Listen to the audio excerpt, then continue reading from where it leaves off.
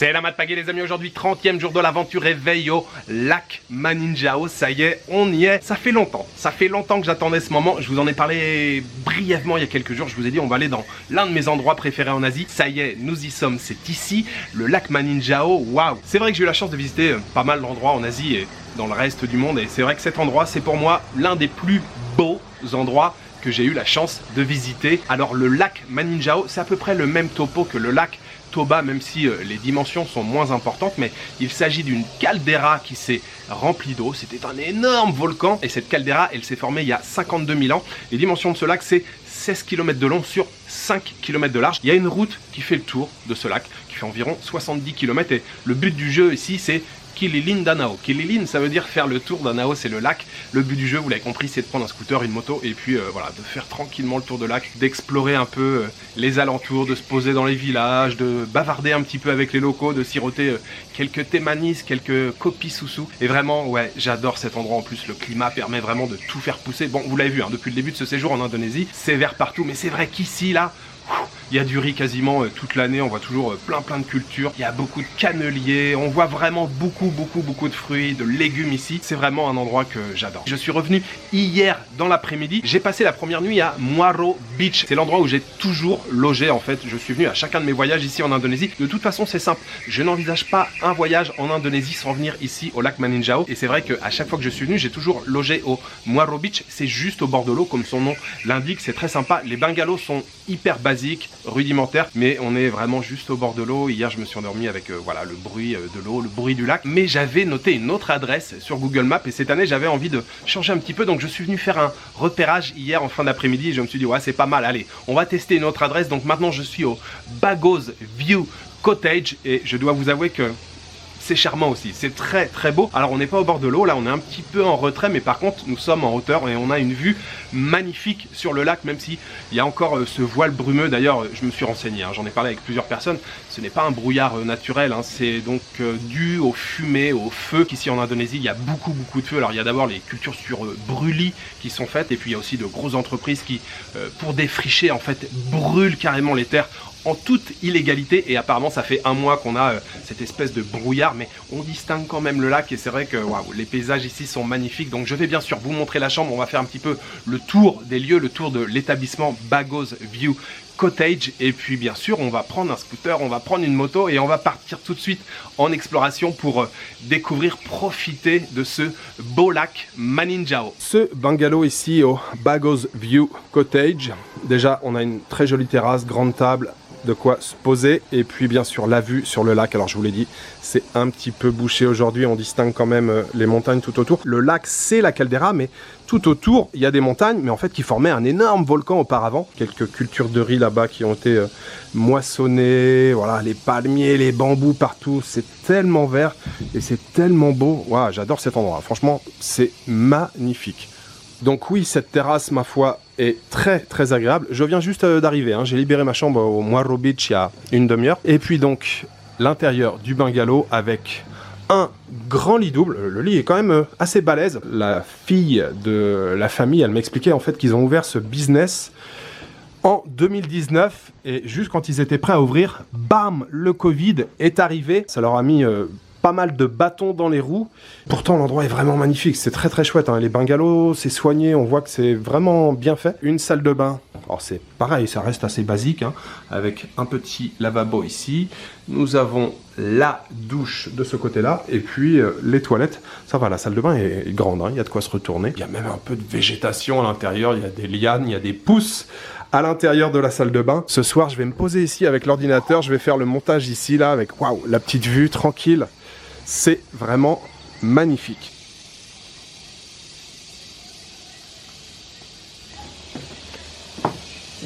Hello Bobby. Selamat pagi Bobby. Ils ont même fait des petites barrières pour que le chien ne vienne pas nous embêter. Hein Bobby? Ouais, les bungalows sont très jolis, hein. C'est fait avec beaucoup de goût.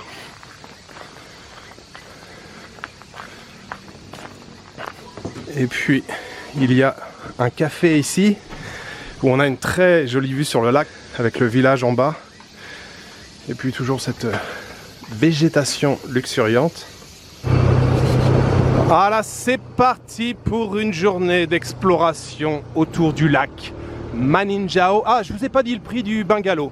Alors, d'abord, Murao où j'étais, c'est 150 000 la nuit, aux alentours de 9 € je pense. Et ici, la nuit, je paye 250 000, ça fait une quinzaine d'euros. Bien entendu, ils louent des scooters, c'est 75 000 roupies la journée. 75 000 roupies la journée, ça fait à peine 5 € je pense, ça doit faire 4,50 € ou 5 €.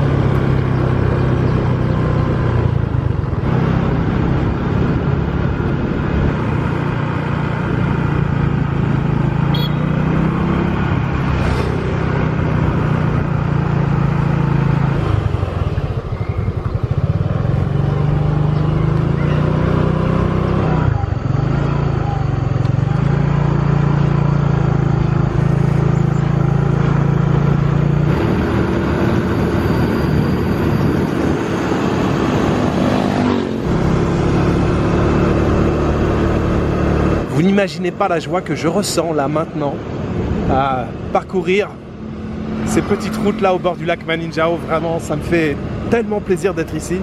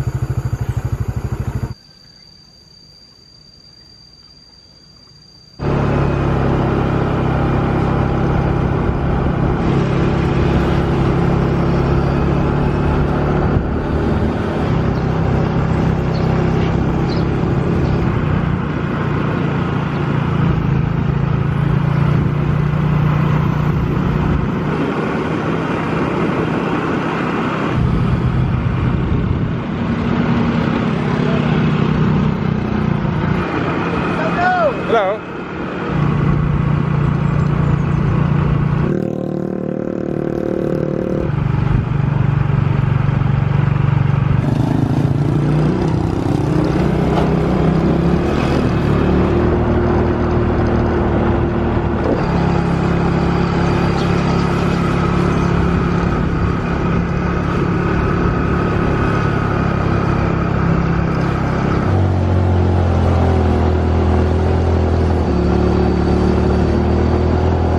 Je vous l'ai dit ce matin, il y a une route qui fait le tour de ce lac qui fait environ 70 km. Mais sur les côtés, on a plein de petits chemins comme celui-ci qui partent, qui s'enfoncent dans la nature ou qui vont dans les villages. Des chemins souvent en béton comme ça, en mélange de ciment, de pierre.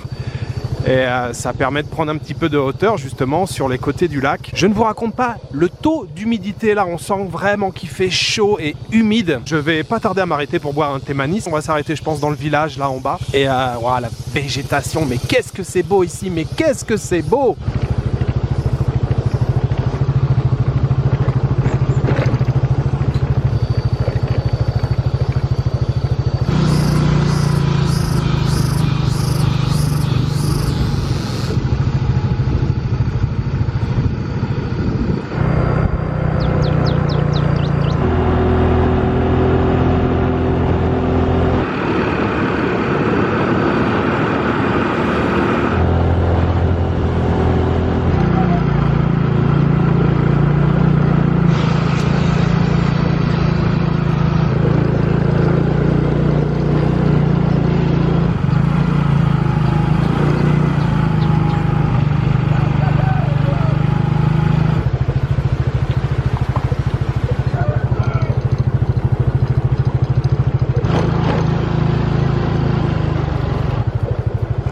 Selamat pagi. Pagi.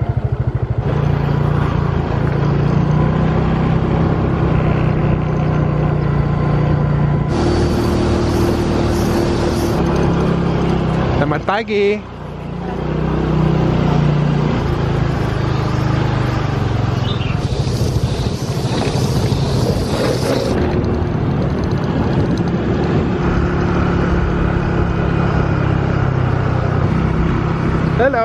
Selamat sore.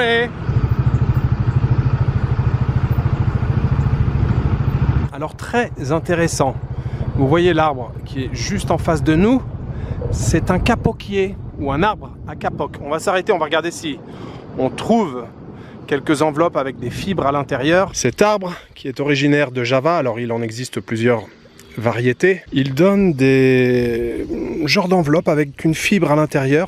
On en voit un petit peu, je vais zoomer pour que vous puissiez voir correctement. Là, je pense que vous pouvez distinguer à l'image, on a des enveloppes avec certaines d'entre elles qui sont ouvertes et qui laissent apparaître une fibre. Et c'est ça qu'on appelle le capoc. Nous en avons quelques-unes au sol. Vous avez donc cette enveloppe. Et puis, si on l'ouvre, alors à une main c'est un peu difficile, mais on y arrive. Voilà, on a une fibre à l'intérieur, vous voyez, avec quelques graines noires. Et cette fibre, le capoc, elle est imperméable et imputrescible. Donc ça servait beaucoup auparavant à faire des matelas, des coussins, des choses comme ça.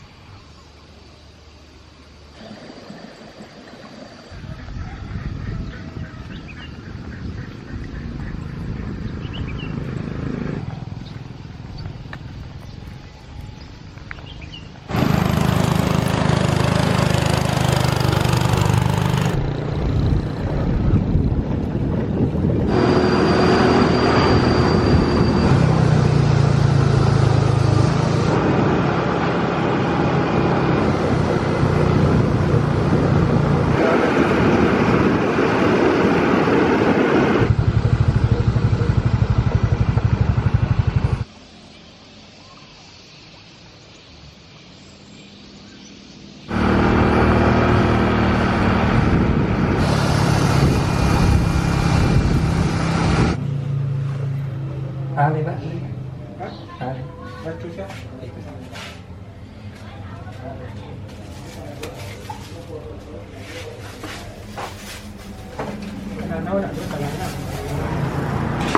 Parimo cassé.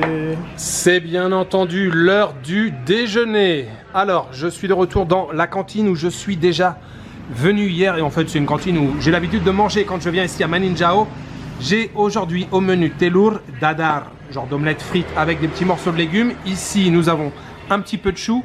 Là, nous avons mélangé du tempeh et du tahu, le tofu et le tempeh en curry goulaï. Bien sûr, un peu de sambal. Là, nous avons des chips ubi, des chips de manioc et bien sûr, le riz avec un petit peu de sauce et du sambalijo ici. Ça a l'air très très bon. Je vous souhaite un très bon appétit. C'est la mat makan.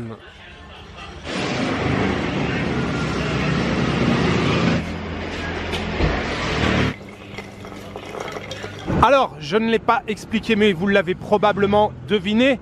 Je suis revenu manger dans le village de Maninjao. C'est le village où je loge. Alors, le lac s'appelle Maninjao, mais il y a aussi le village de Maninjao. On va dire que c'est le village principal qui se trouve autour du lac. Mais il y a plein d'autres villages autour du lac.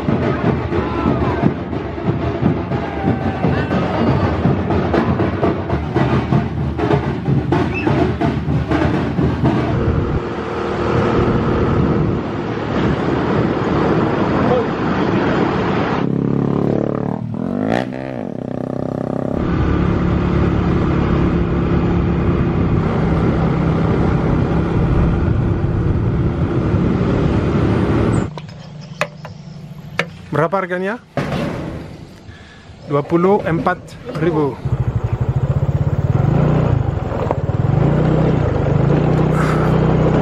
Alors là, visiblement, il y a dû avoir une grosse coulée de boue et de pierre. Wow. Impressionnant. Alors, comme je vous l'ai expliqué ce matin, à l'intérieur de cette caldeira ou autour du lac, on a d'un côté un terrain en pente comme les rizières en terrasse par exemple que nous avons vu ce matin, et puis il y a un autre côté du lac où c'est directement la montagne comme vous pouvez le constater ici. On n'a pas de culture de ce côté du lac, c'est directement la montagne, ça monte de manière assez abrupte, et puis de l'autre côté de la route, eh bien c'est directement le lac. Besar, very big. Layang mana?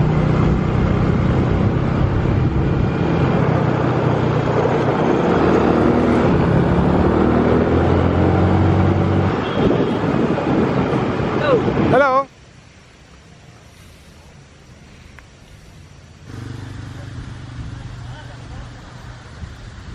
Je profite de cette nouvelle petite pause jus de goyave pour vous donner quelques informations. Alors, on va commencer par le repas que j'ai fait qui était délicieux, mais ça je pense que vous l'avez compris. J'ai payé 32 000 avec un thé manis et bien sûr 2 portions de riz. 32 000, ça fait tout juste 2 €. Ce déjeuner ici au lac Maninjao, j'aimerais le dédier aux tipeurs et j'aimerais remercier aujourd'hui Eve-Lise et Thiefen et Natacha et Guillaume. Merci beaucoup à vous quatre pour votre soutien. Et puis j'ai continué de faire Kelelin, j'adore ce mot, Kelelin, me balader autour du lac, faire le tour en moto. Je suis tombé sur un mariage. On avait le marié avec son entourage proche, ses amis ou sa famille, ses frères, je ne sais pas, qui d'ailleurs avait pas un grand sourire. Ça m'a fait penser, mais à l'inverse, au mariage en Inde ou au Népal, où c'est la famille de la femme qui souvent tire un peu la tronche, qui quitte toute sa famille et qui va venir dans la famille du marié. Et bien ici c'est l'inverse, la transition est toute trouvée, c'est parfait, puisqu'ici au lac Maninjao, alors pas seulement ici mais dans toute la province de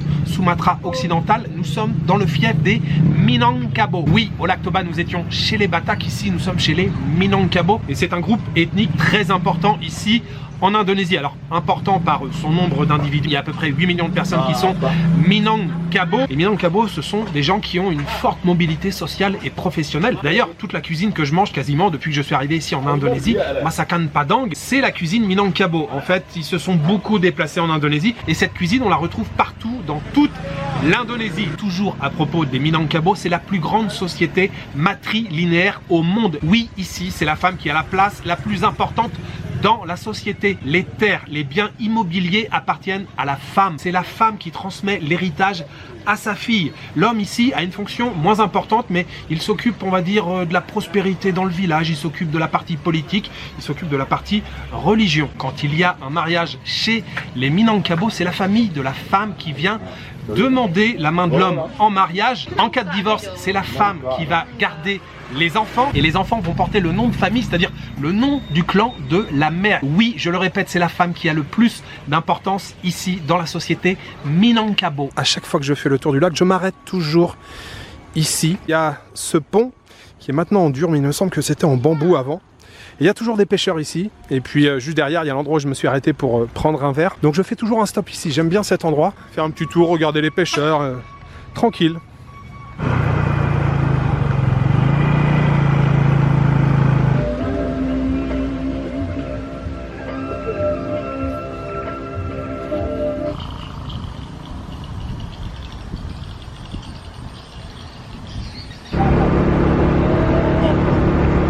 Layang, layang.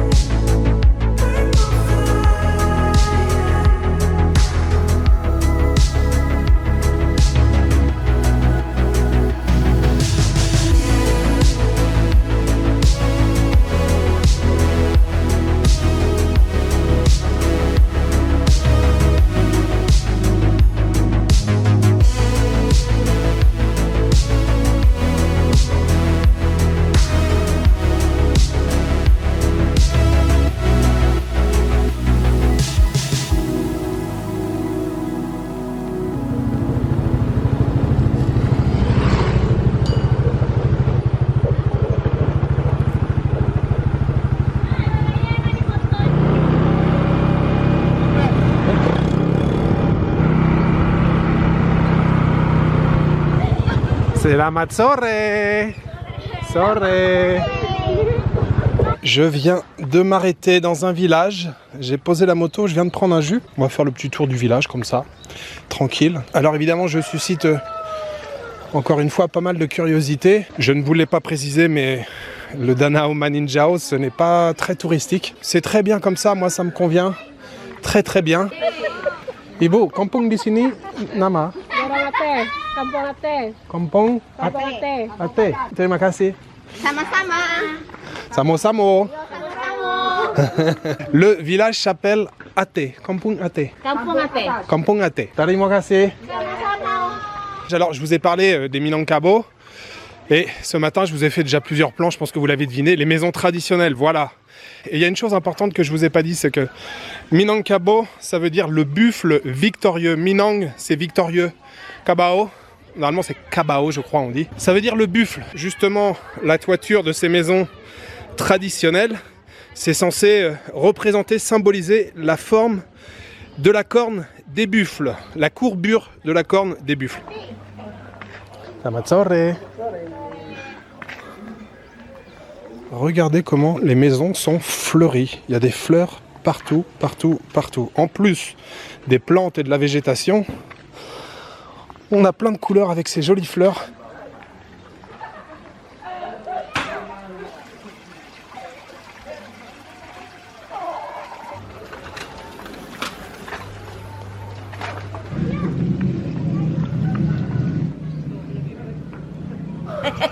Sambal, Iyo, ha. bawang merah, Ya, bawang merah. Ha. pedas. Pedas. Oh iya iya. Terima kasih. Sama-sama. Thank you. Yo.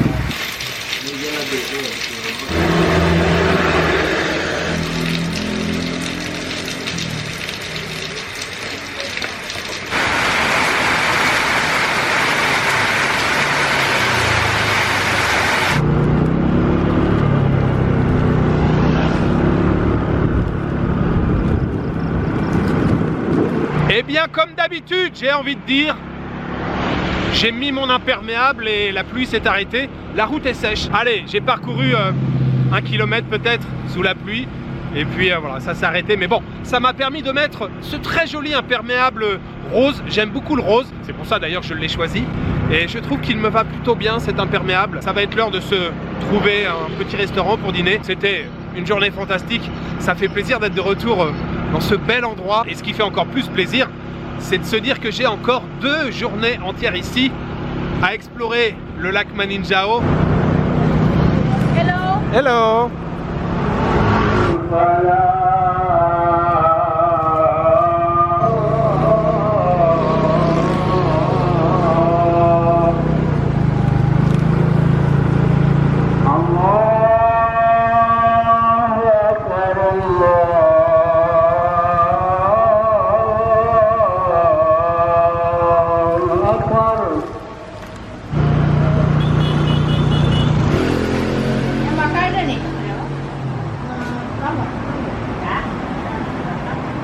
C'est l'heure du bol de nouilles mi rebus. Je ne sais pas si la recette a été vraiment respectée, mais en tout cas il s'agit d'un bol de nouilles, de mie, ça c'est sûr. En fait, elle me l'a dit, elle m'a dit écoute, j'ai que des nouilles instantanées, genre Indomie. Il faut déchirer le sachet pour rajouter de l'eau. Elle a rajouté quelques morceaux voilà, de concombre, de tomates, quelques oignons déshydratés, quelques morceaux de chou. Bon, il y a des variantes dans le mi rebus, on va dire que c'est plus ou moins un mi rebus. Je vous souhaite un très bon appétit.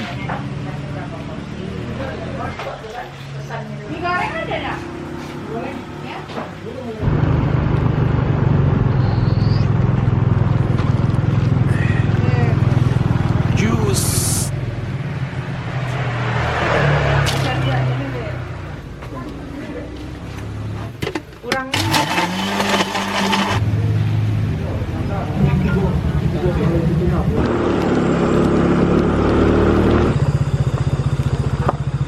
Alors même si la recette du mi rebus n'a pas été respectée à la lettre, je me suis quand même régalé. Alors il y avait juste les Indomie là qui étaient donc des nouilles instantanées, pâte industrielle, mais le reste, il y avait un vrai bouillon qui avait été cuisiné, c'était savoureux. La véritable recette du mi rebus, C'est avec des cacahuètes, il y a des crevettes séchées, c'est un bouillon en général qui est fait à base de patates douces. Alors oui, il n'y avait peut-être pas tous les ingrédients, mais c'était bon quand même. C'était 15 000 le bouillon, la soupe, et puis 5 000 pour le thé glacé. 20 000, ça fait dans les 1,20 € ou dans les 1,30 €. C'était très bien pour terminer cette magnifique journée. J'espère qu'après toutes ces images-là, j'espère que vous comprenez pourquoi cet endroit, le lac Maninjao, c'est l'un de mes endroits préférés. Je sais pas comment l'expliquer, mais vraiment, ces paysages, ils me prennent aux tripes là, en fin de journée, quand le ciel était gris, quand j'ai fait voler le drone là. Tellement beau, tellement beau, tellement beau. Alors je me suis mis à genoux quand j'ai fait voler le drone pour que les enfants, il y avait plein de gamins autour de moi, pour que les gamins puissent regarder l'écran. Ils étaient tous là. Oh, oh, oh. En fait, le spectacle, il était autant sur l'écran pour moi à regarder que les gamins autour. Je me suis retrouvé avec tout un tas de personnes derrière moi en train de faire voler le drone. Bref, c'était une très très belle journée. Si vous avez aimé cette vidéo, n'hésitez pas à laisser un petit commentaire, à mettre un pouce vers le haut, un petit like et bien entendu à vous abonner. Voilà, il me reste juste à vous souhaiter une bonne soirée, une bonne nuit ou une bonne après-midi. Je vous donne rendez-vous demain pour une nouvelle journée en Indonésie. Ciao, good night.